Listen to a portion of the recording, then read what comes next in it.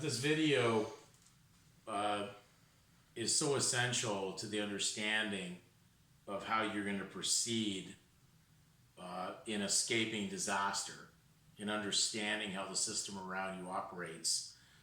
That I felt it better this week to actually do some videos at the beginning of the week, and then let you have the chance to review them and then go into more of the word importance on various definitions of words so you understand the meaning of the words. But one thing we want to just be clear while we're doing this video anyways is the fact is that the dictionary words that we're putting in there, you need to get this into your understanding of vocabulary so that you're able to walk properly with a comprehension of these words that you wouldn't normally have had.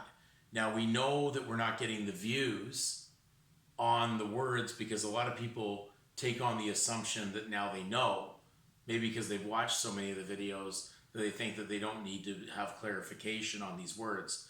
But we'll still continue to do this because we know that it's essential, and that's where we're putting them up. And we're putting them there because without them, how would anybody who's watching something for the first time trying to learn how a word operates, especially in the legal system, how would they possibly function or defend themselves spiritually in truth without understanding what a word actually means? So walking blindly is not a good idea.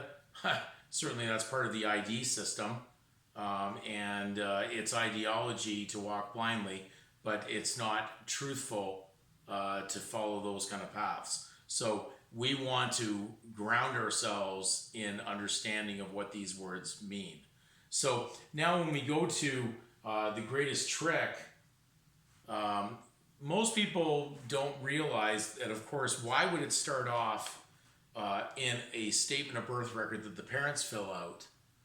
How would that come about? Well, because there's truth and fiction mixing in this framework, and the fact is that someone who's innocent, who's never committed a sin, is placed in this. This is the offspring of the woman spoken of in Genesis that was beguiled. So you were beguiled into the same scheme that Satan had from the beginning. He hasn't changed anything. This is his schematic, but people have overlooked it and don't realize he needed you to be beguiled into a system of fraud to make you believe that something which is false is true. So when we look at how our system operates, it's based on a schematic that you would believe that the last name, the name that places a burden on you, that means a debt or a debtor in the legal system, is your name. Therefore, if it is not your name, then you'd be guarantoring someone else's debt. And because the lawyers work for the supreme ruler who advocates this fraud, they need you to enter into their schematic. So they're there to deceive you, to believe that something which is false is true, which is the definition of to deceive. But the definition of legal fiction is the assumption of the legal system that something which is false is true. So you would have to believe that the surname, which is a fiction of law, is true. Now we go to the Bible, which clearly is the way we should be looking for the wisdom from our Creator. And when we look at the Bible in Genesis, it starts off in Genesis chapter 2, verse 16, and the Lord God commanded the man, saying, of every tree of the garden thou mayest freely eat. Now we know that the word tree from previous videos leads to the word trust. So he is basically dealing with a trust.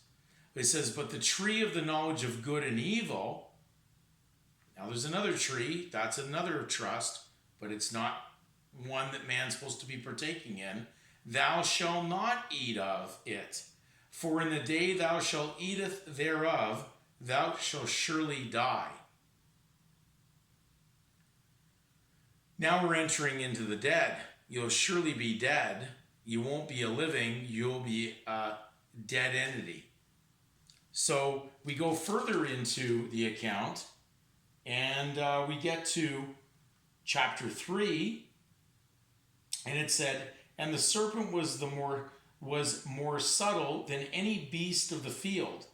You look at the word subtle in its etymology. The word subtle means web and tack.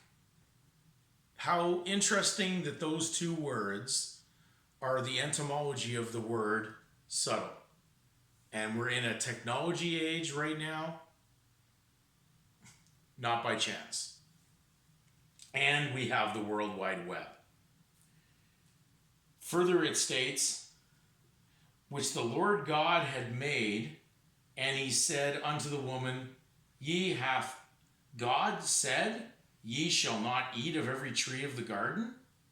Now he puts a question into her, a doubt.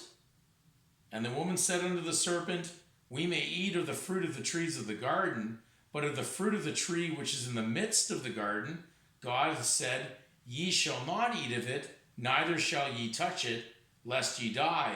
And the serpent said unto the woman, Ye shall not surely die.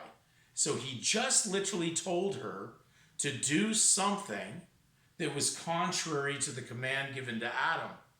The only difference from what happened with Eve was Eve didn't know which tree it was, because she said that she was talking only about a tree in the middle of the garden.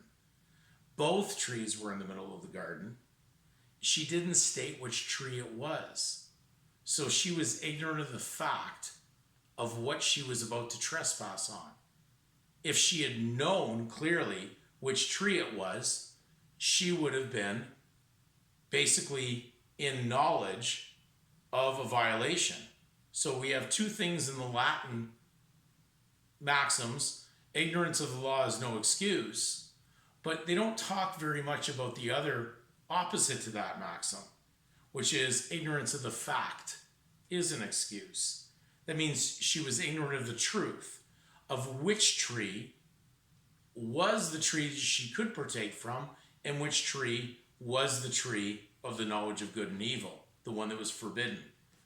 So he used her lack of knowledge to induce her into trespassing or stealing or taking something that wasn't hers.